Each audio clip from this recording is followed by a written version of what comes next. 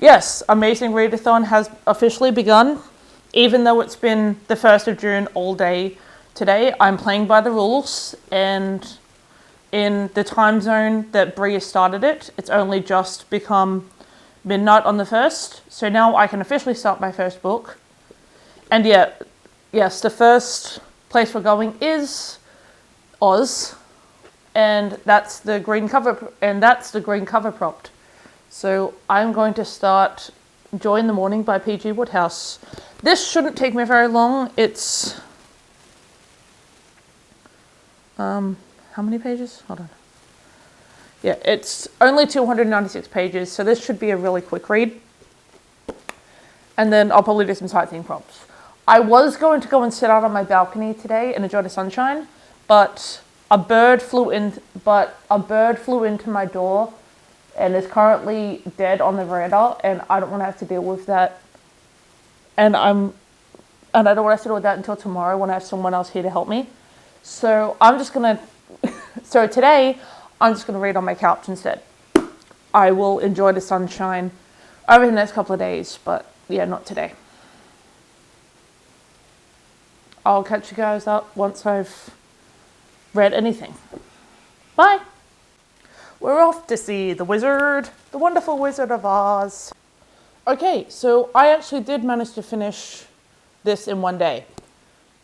I gave it 3.5 stars. The 3 stars is for the story, because like, the typical English humour story, but nothing overly exciting happened in it. The extra half star is because there's a character in it called Stilton Cheesewright, and I just find that funny. But yeah, I am going to keep it on my shelves because it's I bought it when I was overseas book, so I want to have that on my so I want to have the memory of that on my shelf. But yeah, it was perfectly fine. But I got it ticked off for the prompt. So now I'm going to be just doing some sightseeing since I finished on the first day and I've got some time to kill before the next leg drops. So one of the sightseeing prompts was read a book that one of the hosts given 5 stars. And on my shelf I had The Last Housewife by Ashley Winstead, which I know at least one of the hosts gave 5 stars. I'm pretty sure, I looked it up that it was Lexi, who is the host of my actual team, gave this 5 stars. But can we actually just take a minute to appreciate the beauty of the bookmark for this readathon? It's got like Alice in Wonderland style vibes. It's got like a top hat, a clock, but yeah, it is stunning. I'll get a better angle of it at some point because of lighting. But yeah, I wanted to just take a moment to appreciate that. Yeah, so I'm not very far into The Last Housewife yet, so I can't really give you any thoughts about it. From what I got in the prologue and the first chapter, which is all I've read so far, this girl goes missing, and this podcast host, and the main character hears about it on the podcast on a podcast, and then she gets mentioned on the podcast. Yeah, I don't know much else about it yet, but yeah, hopefully I enjoy this. I've also been I also set up the question in my group chat about whether the cover of this is blue or purple, because I thought it was like dark blue, but it could also be purple. So that's just another debate. But yeah, I will check back in with you once I finish this, or have at least made more progress to at least give you an update, or the next leg drops. Which I think I'll be able to get some more done before it does. But it's only day 2. I'll catch you in a bit. Bye! Okay, so I finished The Last Housewife by Ashley Winstead. This book, it was a ride. Like, I had no idea what to actually expect in this. I mean, yeah, it talked about a cult in the plot, but I did not see where this book was coming. But yeah, this book was a heck of a ride. I'm giving it a 4-star. Yeah, not quite a 5-star, but it was very well done. I don't really know how to explain what this book is about, because most of the stuff that I talk about would get me demonetized on the internet. So, or at least censored on the internet. I'm not monetized, or am I kidding? But either way, I don't really know what I can actually say on the internet. But yeah, this book, it's about this girl named Shay, and she's after vengeance for the death of her friend Laurel, and after she's called out on this podcast, she seeks the help of this podcast host, who is her old friend, to help get justice for Laurel and take down this cult. And yeah, it's just a ride of a story. I don't even know what genre this would be classified as. Thriller? I don't know. But yeah, all I know is that, yeah, it was an interesting book, and I am glad that I read it. I don't know if I'm going to be doing any more sightseeing, or if I'm just going to wait for the next leg, but hey, we'll see what happens. Yeah, we'll see. And I'll catch you guys in, most likely, when the next leg drops. Bye. Okay, I'm just doing this clip handheld because I can't be bothered sitting on my tripod. But the next leg has dropped. Wait, actually, before we get into that, I did manage to get one more sightseeing prompt in for Oz. I listened to a very short fantasy novella, The Bruising of Kilwa, I think is how it's pronounced. But yeah, it was BIPOC. It was written by a BIPOC author, which was one of the sightseeing prompts, and it had non-binary rap, so I can count that for bonuses. I don't really know what to tell you about The Bruising of Kilwa, because I don't really know what it was about. So we're going to move on from that. I gave it 3 stars because it's not memorable, and I don't really know what it was about. But yeah, the next place we're going to is the college that's in 4th Wing. I think it's like Bizigath, but that's to read a violent word in the title. So for me, that will be The Water Knife by Paolo Bacigalupi, I think. But yeah, so this will be my next read for this readathon, and I will catch you guys once I read something. Bye!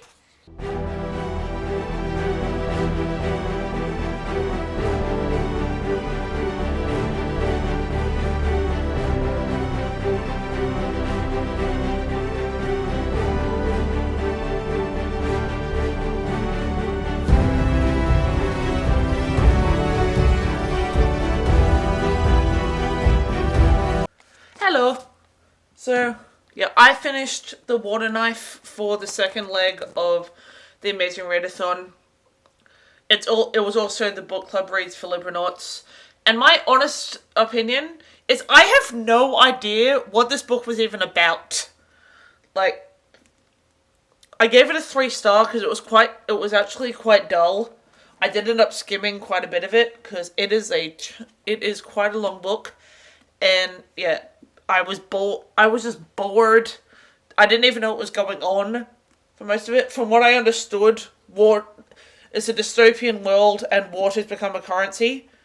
And I think that's all I got from this. I can't really tell you anything else. But I can tick it off for leg 2 for the Amazing Readathon. I'll probably do an audiobook to do a quick sightseeing prompt, and I will let you know what that is. And I will let you know what that is once I pick something. But yeah, I have finished leg 2 for the Amazing Readathon. We'll see what comes next. Bye.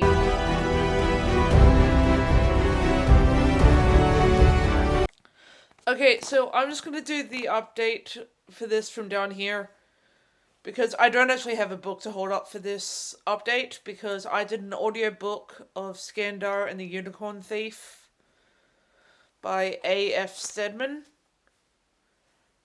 And this hit the sightseeing prompt of a book with a map inside. Yeah. So, what I can say about this one, it kind of gave me How to Train Your Dragon vibes, like the movie. But instead of training dragons, it's unicorns. Yeah, it didn't really do anything different than what a lot of other middle grades did. So, I think I'm just aging out of middle grade. I think I'm gonna give it a 3.5. Yeah, because it was a middle grade, but like I said, it didn't do anything new or different. So yeah, I'm glad that I read it, but it's not a new favorite.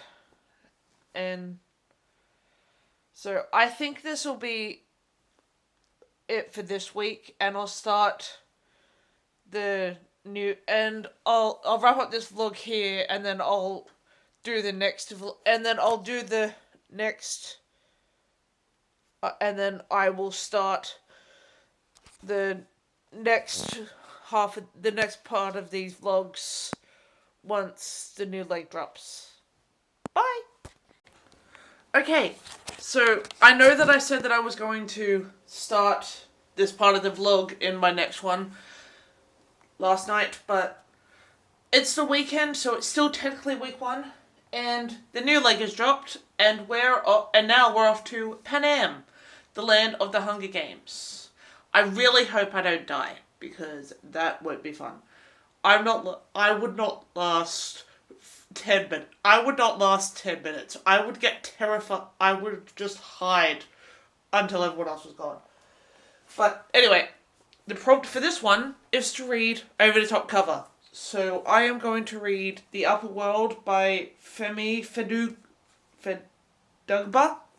But yeah, I feel like this is an over-top color because it's just got a lot of stuff going on.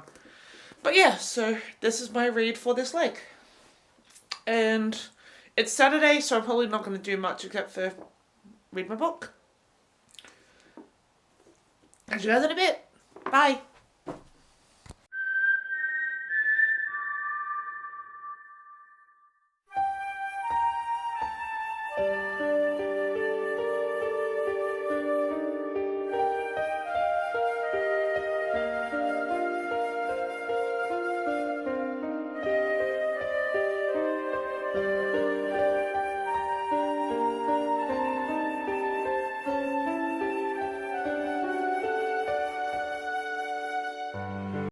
So I've decided to take advantage of the sunshine, so I'm going to sit outside and just keep reading my book.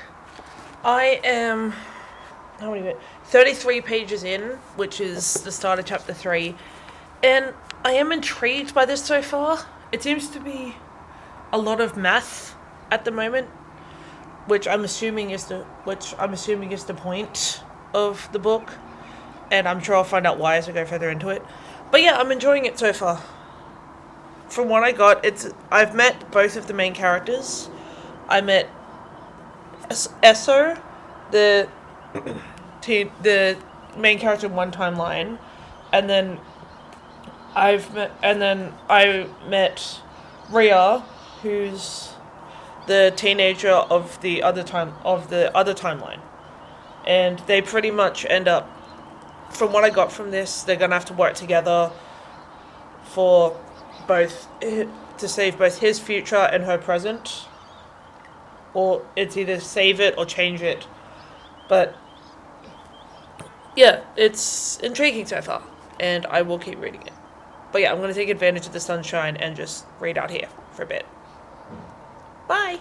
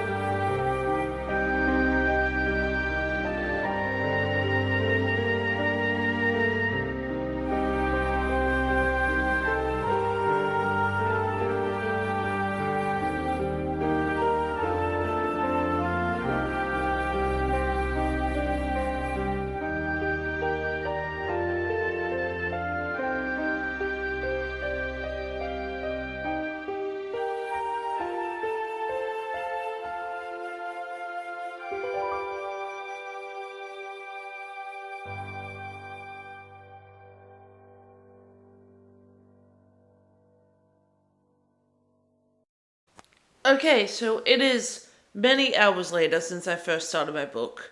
It's the same day, but I have finished The Upper World by Femi Federguba. And I actually really liked this one. I liked the element of the two different timelines being connected. Like, Esso, the main character in one, when he meets up with Rhea, he did it on purpose because she was the only one who could help him find out a way to get back to the upper world. And okay, let's get a bit more into the characters' connections. Basically, Esso has a crush on a girl named Nadia, and it's found out later on, 15 years, the 15 years in the future, that Rhea is the daughter of Nadia. Now, I'm not going to say much else about that because it probably gets into spoilers. But essentially, Rhea's a foster kid who essentially meets Dr. Esso in her latest foster home when he offers to tutor her doing some physics stuff. Yeah, I don't want to say anything else because I feel like that's going into spoilers. But this was quite good. I'm giving it 4 stars. And I'll probably pick up the sequel at some point in my life. But yeah, you can see by the pages, or maybe you can't. But yeah, these pages are going yellow. That's how long this book has been sitting on my shelf. And I can finally take it off. So yeah, that's my travel book done to get to Pan Am. I will be back tomorrow when I figure out a sightseeing book for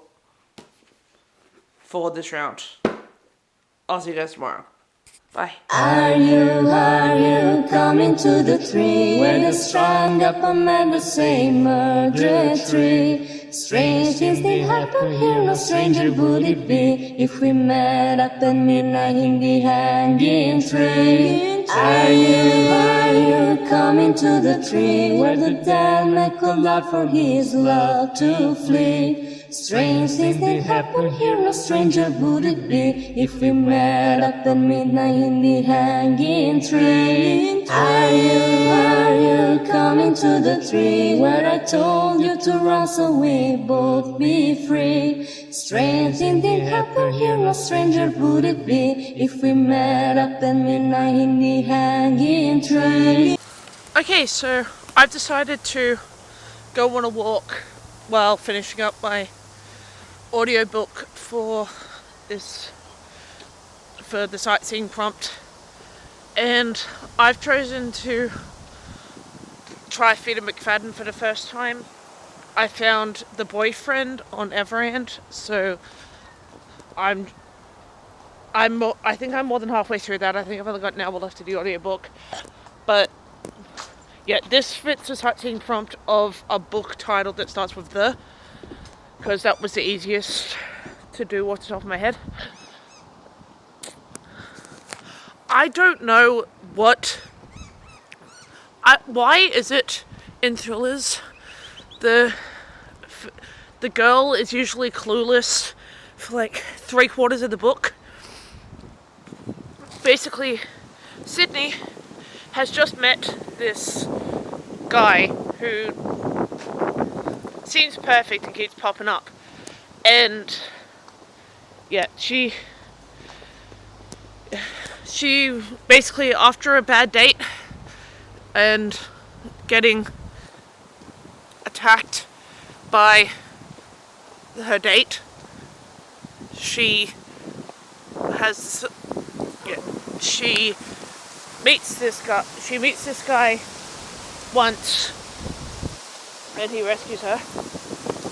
Then he disappears, and then he turns up again, like months later, just after her best friend, who just after one of her friends has been murdered, and right after she's on it. Hold on a sec. Just hold on 1 second. I need your hands to do this. Yeah, and this guy turns up out of nowhere again. Yeah, he keeps just popping up, and she doesn't see this as any kind of weird. And she decides, hey, I'm going to go on a date with this guy that I've met twice. Which, yeah, on paper seems fine. But, yeah. The reason that I turned on the camera to do this update is because I had a thought as I was listening to it, and I need to get the thought out, like, documented. We literally just had, this guy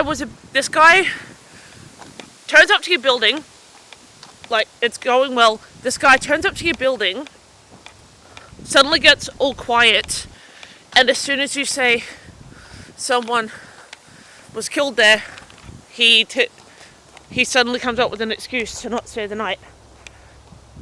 And then the minute you start bleeding, he then changes his mind. He gets weirdly and creepily aroused by the fact that you're bleeding. And now all of a sudden he doesn't have a meeting anymore, so he can stay the night. And she doesn't see this as a problem.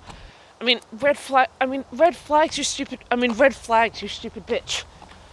I know that, oh, you're gonna say, oh, she's naive. No, she's a stupid bitch, and I stand by that. Yeah, I don't like how girls are just instantly seen as stupid or ignore all the red flags in books like this. Because, yeah, I know it's part of their whole story plot, but girls aren't actually stupid. But you wouldn't know it from reading some of these books. But yeah, I'm going to continue my walk and listen to more of my book, because I've only got an hour left, so I should get it finished relatively quickly. But yeah, I'm going to just enjoy the fresh air and the sun, and I'll catch you guys in a bit. Bye.